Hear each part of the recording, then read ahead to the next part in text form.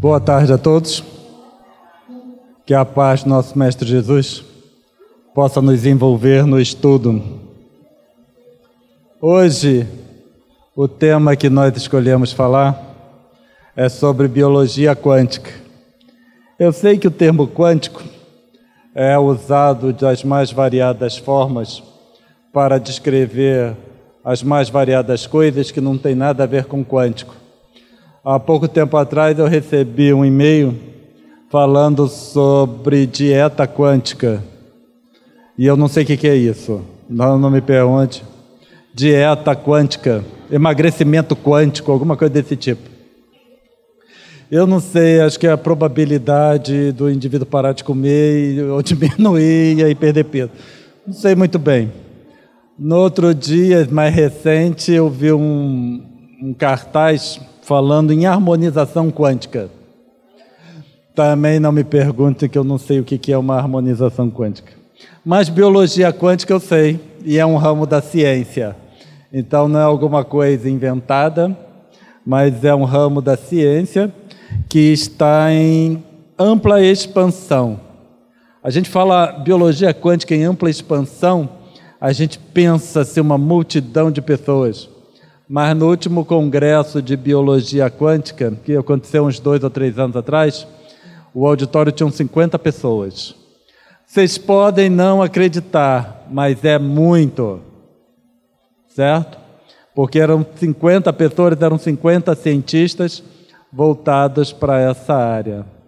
Às vezes a gente pensa que para termos sucesso é necessário uma grande quantidade de pessoas analisando o nosso texto, mas a quantidade de pessoas não é fundamental. O fundamental é a qualidade das pessoas, certo? Quem lê.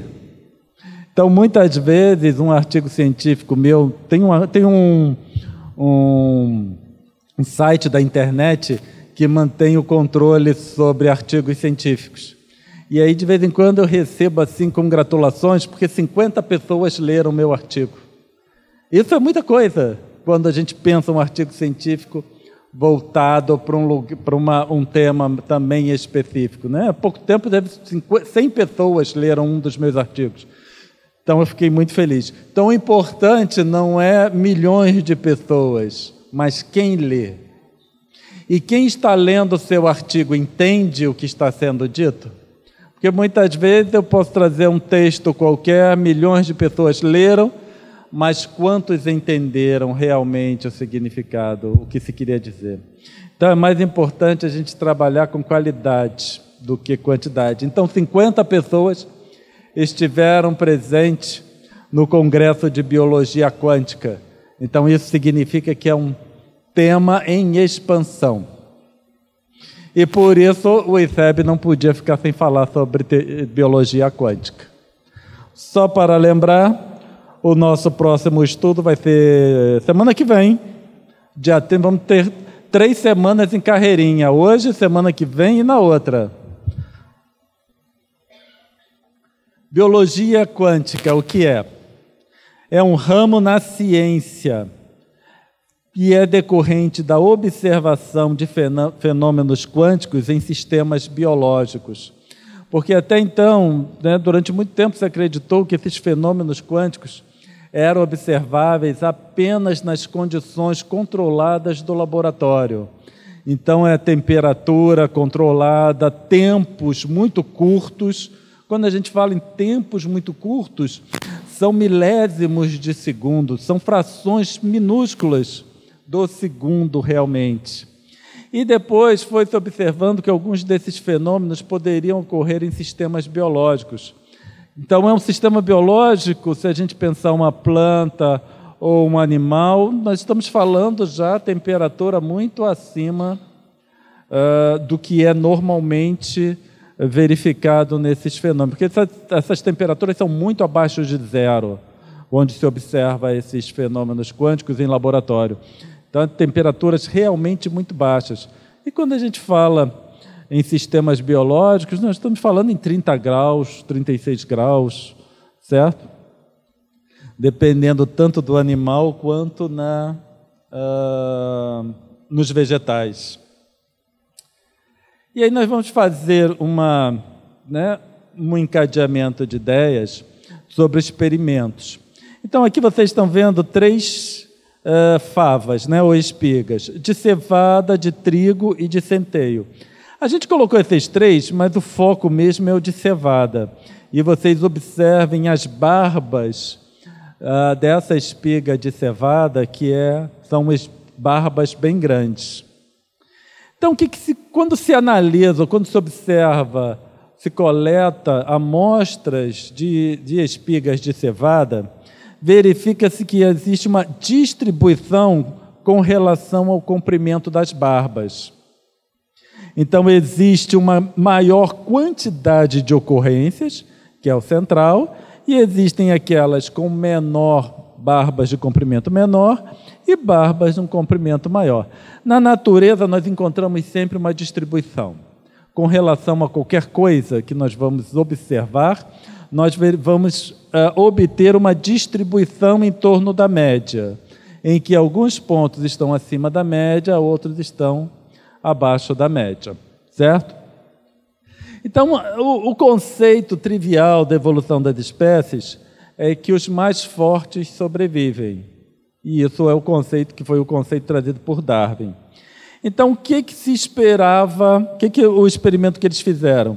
Eles pegaram espigas exclusivamente com um comprimento maior do que a média, certo? A média é aqui.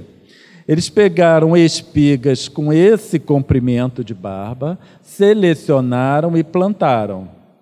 O que se esperava acontecer é uma distribuição, a gente sempre vai encontrar uma distribuição, mas acima da normal, do que se costuma naquela colheita. Então, na colheita em geral, se obtém essa distribuição. Eles pegaram essas espigas e fizeram uma colheita específica com esse comprimento de barba. E o que se esperava, obviamente, era um deslocamento dessa distribuição para mais, certo? Mas não foi isso que aconteceu. Então, se observou que não existe herança genética nesse processo. Então, com isso, houve assim, atualmente nos últimos 50 anos, coisas do tipo, E também o conceito de mutação surgiu com De Vries, que foi lá, ele nasceu em 1900, então já no século XX que começou esses conceitos de mutação. Então observou-se que não existe herança genética e por isso é necessário analisar o processo de outra forma. E aí Erwin Schrödinger, um físico quântico, bem importante no desenvolvimento do conhecimento da física, ele escreveu esse livro que é a FIDA. Então, os conceitos, a abordagem da física com relação à própria vida. E ele diz o seguinte nesse seu livro: alterações são observadas apenas 2 ou 3 em dezenas de milhares de ocorrências. Certo? Então, em dezenas de milhares de ocorrências, apenas 2 ou 3 observações ou alterações são observadas. Essas alterações são pequenas alterações, mas são saltos, certo? O cientista De Vries chamou essas alterações de mutação. Então, De Vries foi um cientista, obviamente, holandês, e ele trabalhou muito com essa conceituação de mutação. E ele se embasou ainda nos estudos que era de um padre, se não me engano, mas bem mais antigo, no início dos anos de 1800, em que esse clérigo fez alguns estudos.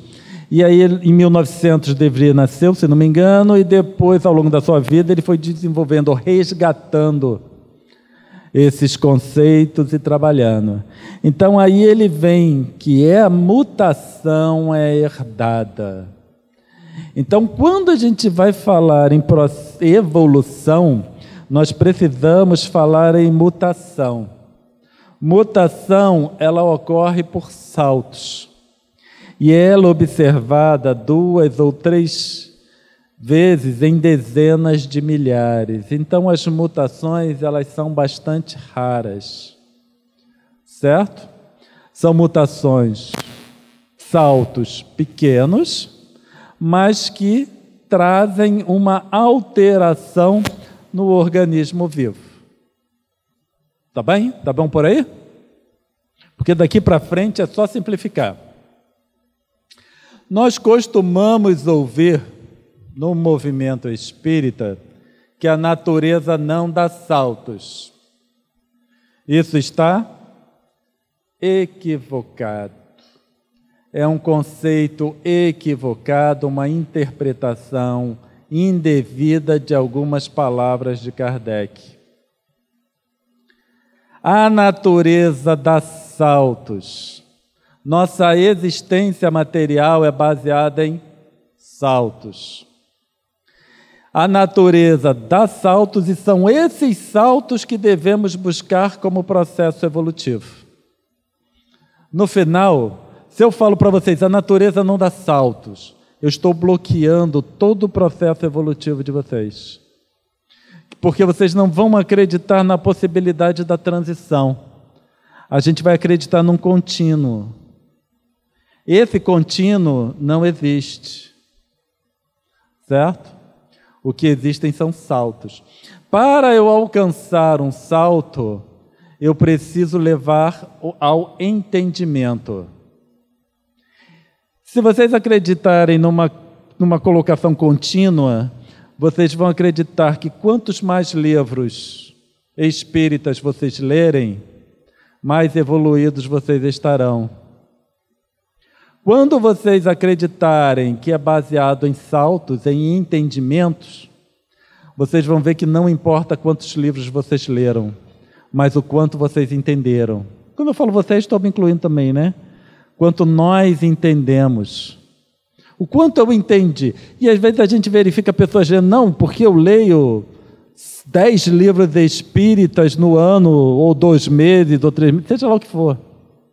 Quanto entendeu? Se eu souber o livro dos Espíritos, a codificação toda, de cabeça, eu falo aqui para vocês, tudo que está escrito, palavra por palavra, eu não sou nem um pouco diferente dos 5 livros que podem estar ali na mesa. Eu e os livros são a mesma coisa. Nós temos a informação. Então, vocês querem saber a questão 53 do Livro dos Espíritos? Vocês vão no Livro dos Espíritos, abrem e leem. Ou então me perguntam, qual é a questão 53 do Livro dos Espíritos? E aí eu recito para vocês. Qual é a diferença entre o Cláudio e o livro? Nenhuma. Certo? É simplesmente um receptáculo de informação, onde vocês podem consultar à vontade. Agora, a partir do momento que eu entenda o Livro dos Espíritos, metade do Livro dos Espíritos, já sou diferente dos livros da codificação. Eu já não sou mais um receptáculo de informação. Eu já proporcionei, no meu processo evolutivo, vários saltos. São pequenos, mas são vários saltos. Então, cada questão do Livro dos Espíritos que eu melhoro a minha informação, ao meu entendimento, eu posso considerar como uma coisa minúscula, mas eu já entendi melhor. Certo? Então, eu já dei um salto, já estou pronto para entender a questão seguinte mais adequadamente. Não importa se eu entendi, meu entendimento é o correto, mas eu já melhorei o entendimento. Ficou claro? Por isso o nosso discurso hoje, no início do nosso estudo, falando 50 pessoas estavam no congresso de biologia quântica, é alguma coisa. 50 pessoas lerem um artigo, entendendo, é diferente do que 10 milhões lendo sem entender. Tá? Porque esses 10 milhões vão ser equivalentes ao texto, à revista. um receptáculo de informação. Então, o movimento espírita, para representar o espiritismo, deve trabalhar no entendimento das questões. Tá bom?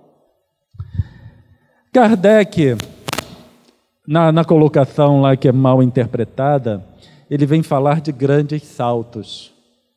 Então eu não posso esperar que amanhã eu seja um espírito da envergadura de Jesus. Isso seria um salto enorme. Eu não espero isso.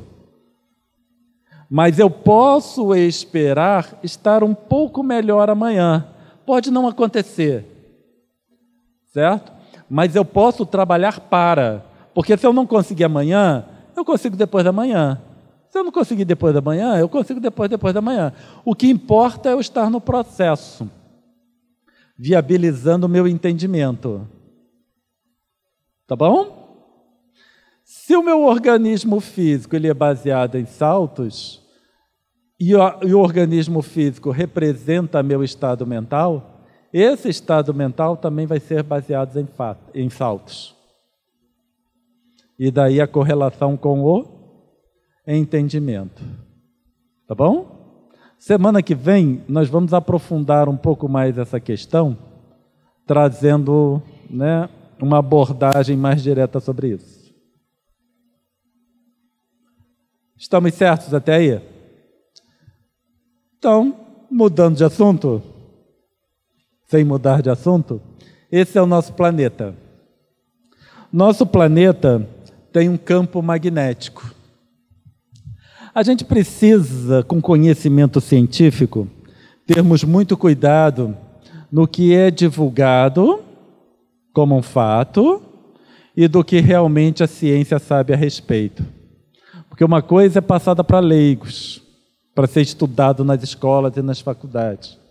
Outra coisa é a evolução do conhecimento científico. Então, se a gente for olhar nas enciclopédias, na informação, a gente obtém a informação de que o campo magnético é baseado no movimento de rotação do magma no interior da Terra. Mas ninguém tem certeza disso. Se for olhar na enciclopédia, está afirmado isso. Mas ninguém sabe o motivo pelo qual esse campo magnético existe, como ele é formado. Acredita-se, supõe-se, que seja decorrente do movimento do magma no interior da Terra. Mas ninguém pode afirmar. Mas isso está aqui por outro motivo. Quando a gente olha essas raias do campo magnético, a gente observa que aqui no Equador, as raias são mais ou menos paralelas à Terra. Aqui está meio curvinho, mas vamos imaginar essa Terra expandida ao seu tamanho normal. Então, uma curva, quando a gente pega pedaços pequenos, é como se fosse uma reta. Então, aproximadamente uma reta. Então, nós temos raias paralelas à superfície da Terra.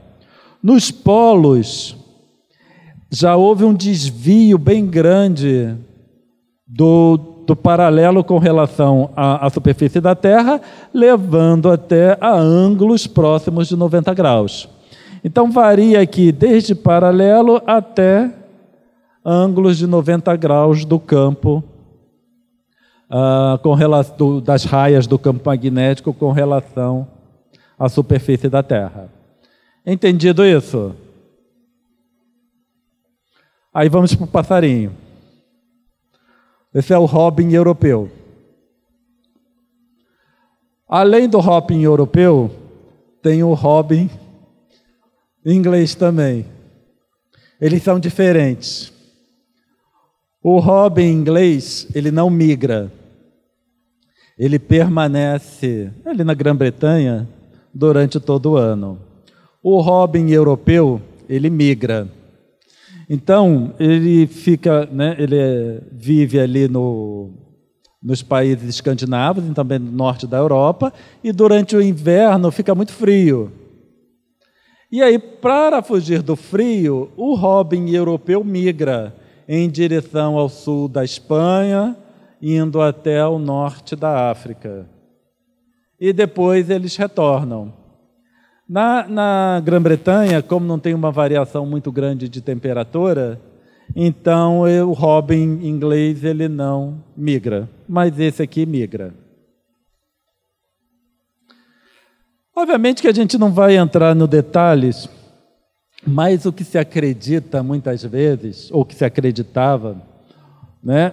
Obviamente quando a gente fala assim acreditava é porque existe uma mudança de entendimento. O entendimento ainda não mudou completamente, é igual lá o magma da Terra, mas existe uma mudança de entendimento. Então se acreditava que em animais como robin europeu, baleias, elefantes, todos esses animais que migram, acreditava-se que eles possuíam algum tipo de bússola que respondia ao campo magnético da Terra. Então a bússola, ela tem um ímã, certo, que vai se alinhar ao campo magnético da Terra, e aí o indivíduo, lendo a bússola, sabe se está indo para o norte ou se está indo para o sul, leste, oeste. Então acreditava-se que esses animais tivessem um tipo de bússola. Eram estruturas relacionadas ou que possuíam propriedades magnéticas e que assim, na resposta com relação ao efeito ou ação do campo magnético, o animal sabia onde estava. E aí, né, no seu processo migratório. E aí ele saberia exatamente o caminho por onde ele deve seguir. Mas a mudança de entendimento e de paradigma é que esses animais sabem o local onde estão e o caminho que devem seguir, baseado em processos quânticos, em efeitos quânticos. Então, obviamente que a gente não vai entrar no detalhe, mas só uma explicação, né? Só para vocês verem que não é tirado do nada. Isso aqui, eu não vou entrar em detalhes, mas eu só estou mostrando isso para saber, ó, isso não é tirado de nada. Alguém acordou de manhã cedo, tomando café, e pensou, deve ser um efeito quântico. Foram elaborados vários testes, inclusive com robin europeu, para se verificar que campos magnéticos não tinham um efeito tão grande assim na orientação do animal. Certo? Campo magnético como efeito de bússola. Não tinha um efeito tão grande assim na orientação do animal, dos animais. Mas a interpretação que está sendo desenvolvida são processos quânticos que ocorrem no fundo dos olhos desses animais. Só vou falar aqui só para ilustrar. Mas que alteram o spin, o lado de rotação do elétron, a direção de rotação do elétron, certo? E aí, indo numa outra molécula, como a rotação mudou, ele vai propiciar reações químicas diferentes. E essas reações químicas diferentes que são a resposta para o animal entender o que está acontecendo. Tá bom? Então, se a gente fosse imaginar, né, se eu tenho uma bússola, eu vou olhando para a bússola verificar qual é o meu caminho. Para esses animais, é como se eles vissem as raias do campo magnético da Terra. Então, eles olhando assim, eles veriam as raias do campo magnético, angulação e por aí, eles se baseariam para chegar de lá até aqui e daqui até lá. Então, isso é um conceito que também está sendo levado para animais como baleias, elefantes e etc. E, inclusive, para a fotossíntese das plantas. Então, as plantas, elas precisam de luz. Né? A eficiência de coleta de luz das plantas, ela é próxima de 100%. E aí acreditava-se, obviamente, quando a planta recolhe a energia da luz, essa energia precisa ser transferida para um determinado local. Então, o caminho se pensava que fosse aleatório. Hoje já se acredita que o caminho que segue o processo é baseado em processos quânticos. Então, é o mais eficiente possível. Certo? E com isso, os processos quânticos saem do mundo de um laboratório controlado para o meio ambiente. Para ambientes em que não tem assim, um controle muito específico. Porque nós temos temperatura, umidade, variação, então o meio vivo, o meio orgânico é um meio muito confuso. Quando nós comparamos com o ambiente controlado de laboratório. E o tempo medido desses eventos físicos, eventos quânticos em laboratório, era muito curto, não suficiente para ser aproveitado pelo ser vivo. Mas nesses ambientes, o tempo em que o estado quântico se mantém também é muito superior daquele que se encontra em laboratório. E aí a gente pode, os animais, e obviamente a gente chega até nós, utilizar desses processos quânticos também na organização da nossa estrutura. Tá certo? Daqui para frente vai só simplificar. Na Nature, em dezembro de 2012, saiu um texto sobre biologia quântica, e eles falaram o seguinte: para quem não conhece, a Nature é uma das mais famosas ou importantes revistas científicas.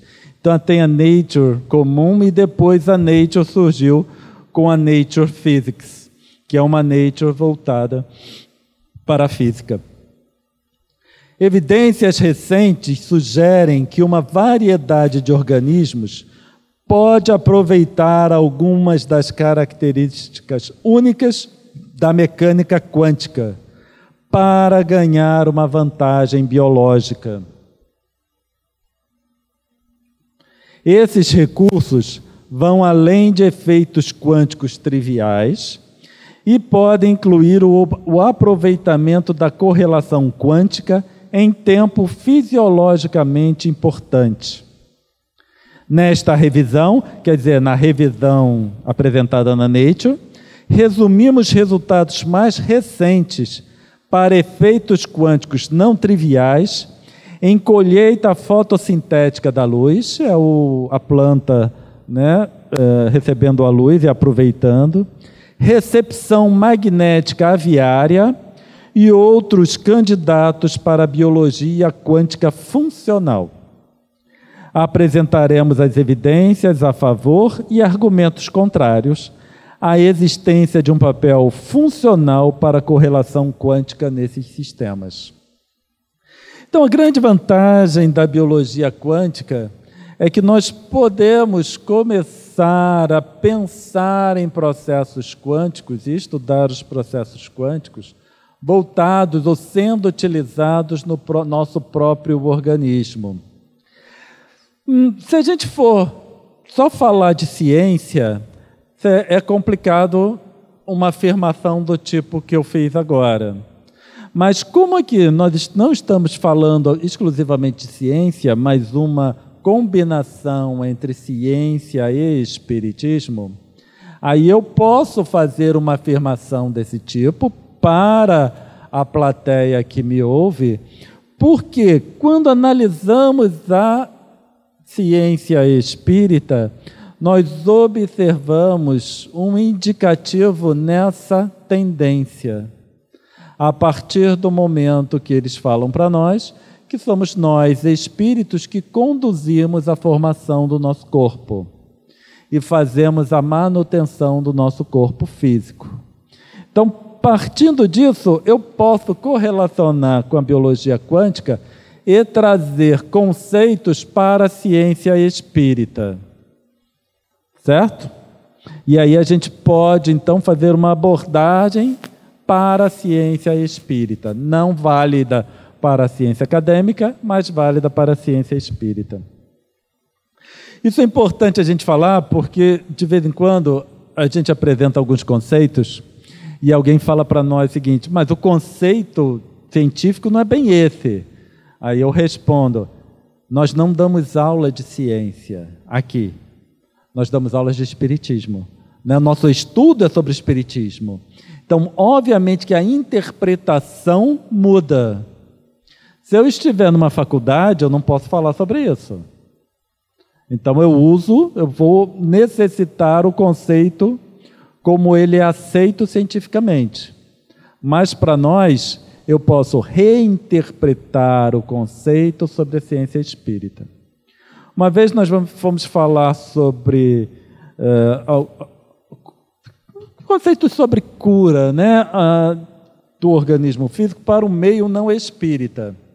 Então, nós utilizamos toda uma terminologia que não se falava em espiritismo, não se falava em espírito, não se falava em ação do pensamento em fluido, mas a gente usa, obviamente, outras formas de explicar. Aqui é muito mais fácil porque eu posso usar o português claro. Tá bom até aqui? Que ótimo. Tunelamento de prótons em moléculas de DNA e suas implicações biológicas. O que é tunelamento? A gente vai explicar. Prótons, acredito que a maioria saiba. DNA, também a maioria sabe. Certo? E suas implicações biológicas. Esse é um artigo científico publicado em Reviews of Modern Physics em julho de 1963. Às vezes a gente pensa que esses conceitos são muito recentes, mas não são. Em 1963 eu tinha 2 anos de idade. Certo? E aí o pessoal já falava nessas coisas aqui. DNA. Então a gente vai entrar no conceito de DNA e a gente vai aprofundando aos pouquinhos. Então, uma molécula de DNA, ela tem um esqueleto que é formado pelos açúcares fosfatados. Então, o esqueleto são essas abas, esses limites da hélice, tá? Isso aqui é o esqueleto em que mantém a molécula de DNA formada. No seu interior, nós temos as bases, tá? E essas bases são ligadas ou são mantidas por pontes de hidrogênio. Nós vamos tratar item por item devagarzinho. Mas aí precisa primeiro começar para depois a gente destrinchar. Que são essas bases? A adenina, tiamina, citosina e guanina. Então, quando a gente pensa em DNA, aquela molécula quilométrica, nós temos açúcares fosfatados, só para manter a estrutura. Agora, quando a gente fala em genes, nós estamos falando em combinação dessas 4 bases. Certo? São só 4 bases. Quando a gente pensa em DNA, a estrutura dos açúcares fosfatados a gente pode esquecer. Para nós aqui, vamos trabalhar as bases. 4 bases. Aí a gente pensa, essas 4 bases podem se combinar. Errado. Elas se combinam por pares. A adenina e a tiamina estão sempre ligadas. A citosina e a guanina também estão sempre ligadas. Certo? A gente não tem uma guanina com uma tiamina. Em geral, não é assim. Mas quando a gente inclui o tunelamento quântico nesse processo todo, a gente vai ver que as coisas podem mudar de figura. Tá bom? Então, a ligação ocorre dessa forma. Temos a adenina ligando com uma tiamina e a guanina com a citosina. As pontes de hidrogênio são representadas dessa forma. Pontes de hidrogênio se formam, desculpa, está faltando o M aqui, quando 2 pares de elétrons competem pelo mesmo próton. Então, o hidrogênio, a partir do momento que ele entra numa relação com o nitrogênio, ele se comporta como se fosse um próton só. Porque o hidrogênio é um próton e um elétron. Como o elétron ele está ligado ao nitrogênio, então o hidrogênio é tratado como um próton. Tá bom? Então nós temos esse próton sendo disputado pelo par de elétrons do nitrogênio e o par de elétrons do oxigênio. Então se estabelece uma força. Essa força, obviamente, é mais forte com o nitrogênio do que com o oxigênio. Tá bom? Aí a gente pensa assim, ponte de hidrogênio, eu não tenho nada a ver com essa história. Vocês já beberam água? Então, água, quando vocês pegam assim, um copo de água, ela é cheia de ponte de hidrogênio que vocês estão só colocando ponte de hidrogênio para dentro. Só para a gente saber que essas coisas fazem parte do nosso dia a dia. Então, a adenina e a tiamina, né, pela sua formação, a gente vê que é como se fosse uma chave, que eles se combinam, certo? Então, tem um próton para cá, um próton para lá, eu tenho duas pontes de nitrogênio. Uma mais forte do lado da tiamina, o outro do lado mais forte do lado da adenina. Com a guanina e a citosina é alguma coisa semelhante. Nós temos 3 pontes de hidrogênio. E aí nós verificamos também uma chave. Por isso que a citosina sempre se combina com a guanina. E a tiamina sempre com a adenina. Por causa para se formar as ligações ou as pontes de hidrogênio. Ficou claro? Se não ficou, vocês reclamam com a Maria Amélia, que me chamou para falar aqui. Tá bom até aqui? Tá, que ótimo. Então, o que acontece? Quando a gente pensa em duplicação de DNA, certo? Já ouviram falar em duplicação de DNA? Aqui a gente tem, né, o açúcar fosfatado, o esqueleto, e as ligações das bases. Combinações dessas bases correspondem a um gene. Quando eu falo um gene, o que eu falo? São um grupamento dessas bases. E o que vai corresponder a um gene. Tá? Aí o que acontece? Na duplicação, essas pontes de nitrogênio, sob a ação, obviamente, de um composto químico, elas se rompem, e aí eu tenho uma metade de um lado e uma metade do outro.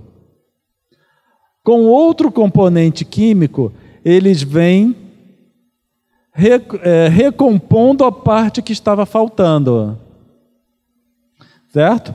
Então, para essa parte daqui, vai se estruturar o equivalente daqui. E esse pedaço daqui que estava sozinho vai se reestruturar. O daqui é como se fosse um crochê. Sabe? Eu tenho uma fileira, aí vai fazendo ponto. E aí combinando uma outra camada. Então isso é duplicação do DNA. E como as bases, elas só se combinam em pares bem definidos, o DNA, a nova molécula de DNA, ou as duas novas moléculas de DNA, são exatamente iguais à molécula que deu origem. Ficou claro isso? Certo? Se uma adenina só se liga, eu tenho que ver porque eu esqueço.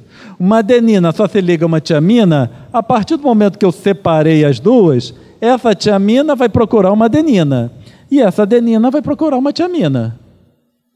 Então, quando essa molécula que se dividiu em duas metades se recompõe, essas duas são uma cópia fiel da que deu origem.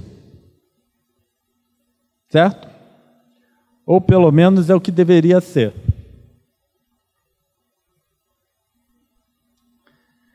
E aí o que acontece? Toma o tunelamento quântico. O tunelamento de prótons, ele é um processo quântico. Quando a gente pensa nessa ponte de hidrogênio aqui, esse hidrogênio se mantém nessa posição por uma barreira, que vocês podem ter uma barreira de potencial que vocês podem interpretar como uma montanha, certo? Vamos enxergar uma montanha entre o hidrogênio e o oxigênio. Todo mundo visualizou uma montanha? Então, esse hidrogênio, ele não pode ir para o lado do oxigênio, porque tem uma montanha no meio. Para que isso acontecesse, seria necessário dar um chute no hidrogênio, para o hidrogênio subir acima da montanha e cair do outro lado, que não acontece. O processo quântico é o tunelamento. Então, em algumas situações, é como se surgisse um túnel nessa montanha. E aí o elétron que está preso de um lado, ele passa pelo túnel. E aí vai parar do outro lado. Aí, quando o túnel se fecha, ele não volta por quê? Porque tem a montanha entre os dois. Certo?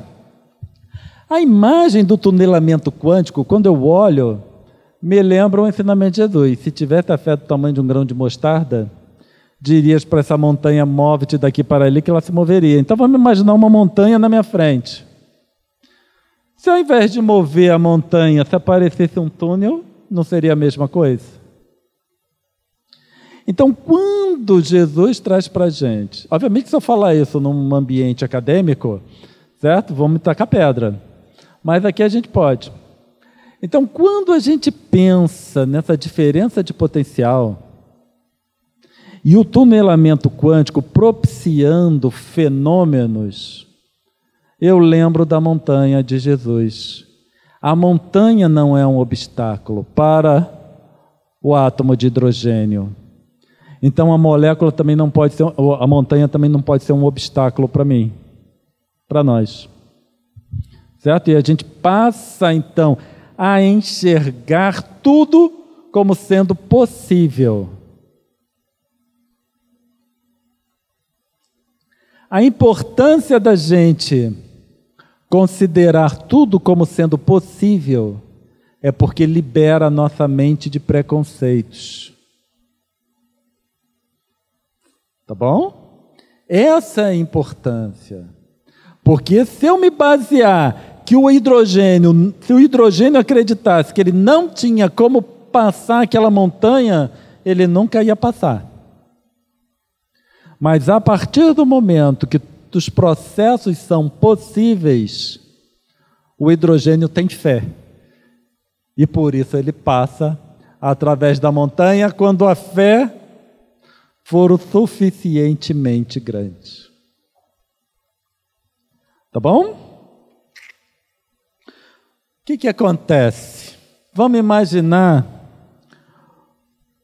o hidrogênio passando para cá. Quando ele passa para cá, esse passa para cá. Para manter a estabilidade do sistema. E isso é denominado de formato tautomérico da base. Certo? O nome é feio, é beta, mas é esse o nome que deram. O que acontece? No formato tautomérico, a adenina perdeu esse próton, mas ganhou esse aqui. Então a gente verifica que a chave mudou. Certo? Como a chave mudou, ele não vai mais conseguir se acoplar a uma tiamina. Então ele vai passar a se acoplar com uma citosina. É tanta ina que eu tenho que tomar cuidado para não trocar. A mesma coisa acontece com a citosina. A partir do momento que existe uma troca, ele não vai mais se ligar com a guanina. Ele vai se ligar com a adenina. A chave muda. Se a chave muda, eu tenho que mudar a fechadura. Ou ao contrário, se vocês quiserem. A fechadura mudou, eu tenho que mudar a chave. Tá bom? A mesma coisa vai acontecer com aqui a gente falou da adenina e da citosina.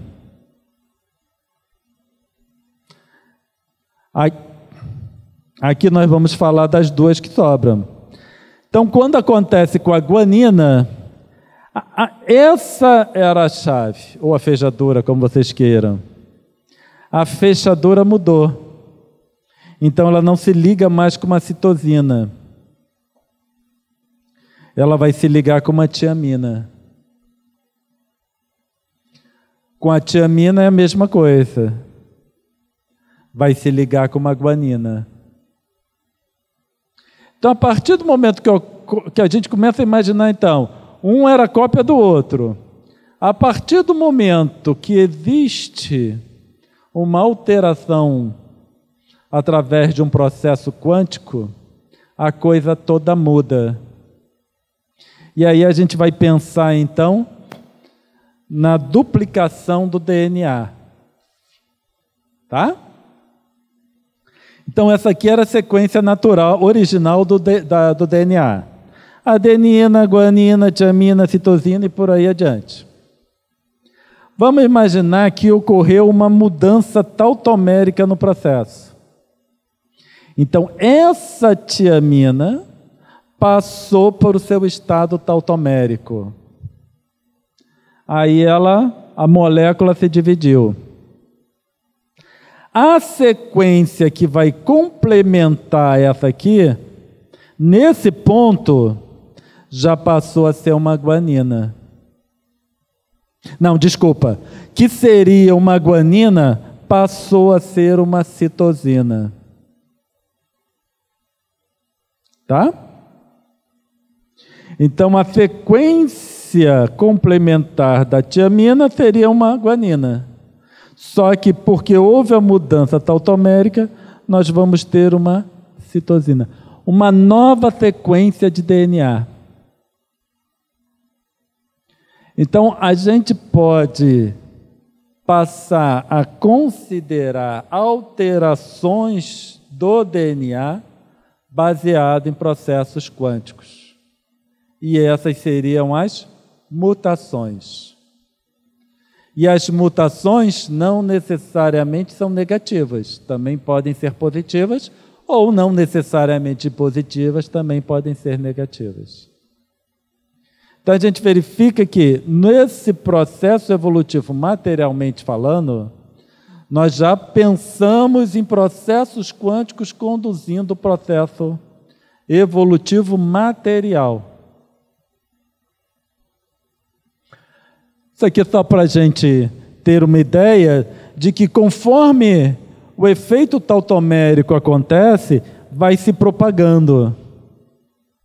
Então, não é apenas um, porque como ocorre a duplicação do DNA, então houve alteração. Na duplicação, a gente já tem um DNA alterado.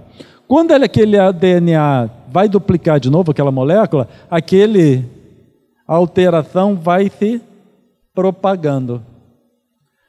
Essas alterações, elas podem ser reversíveis. Algumas são reversíveis, outras não necessariamente. Na conclusão daquele artigo, Tunelamento de prótons em moléculas de DNA e suas implicações biológicas, disse o seguinte: devido ao tunelamento quântico, apesar da probabilidade pequena do próton mudar de posição na ponte de hidrogênio, pode haver alteração do código genético, dando margem a mutações. Essas mutações, sejam reversíveis ou não, podem ser a causa de alteração na condição de saúde, que resultam da degradação do material genético, tais como envelhecimento e câncer. Certo? Como é que a gente passa a analisar esses processos? A matéria a gente tem como algo muito físico, muito material. Mas a gente passa, então, a analisar a matéria como processos energéticos. Certo? Eu passo a me analisar como um processo energético, meu corpo, como um processo energético. Esse processo energético, ele é mantido por quem? Pelo espírito. Então, quando a gente fala em cura e quântica, nós estamos falando que nossos processos mentais têm uma ação direta na nossa estrutura corporal e também dentro do corpo físico e perispírito. Tá? E aí a gente se remonta lá no início do nosso estudo no ano passado. O espírito não fica doente, a estrutura espiritual não fica doente.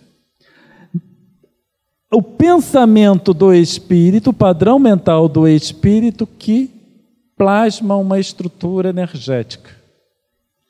E a gente nem pode ou nem deve considerar esses processos mentais como enfermiços, como doentes. São apenas processos mentais.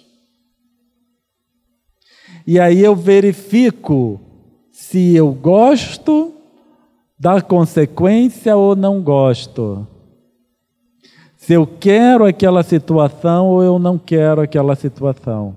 É um processo de aprendizado.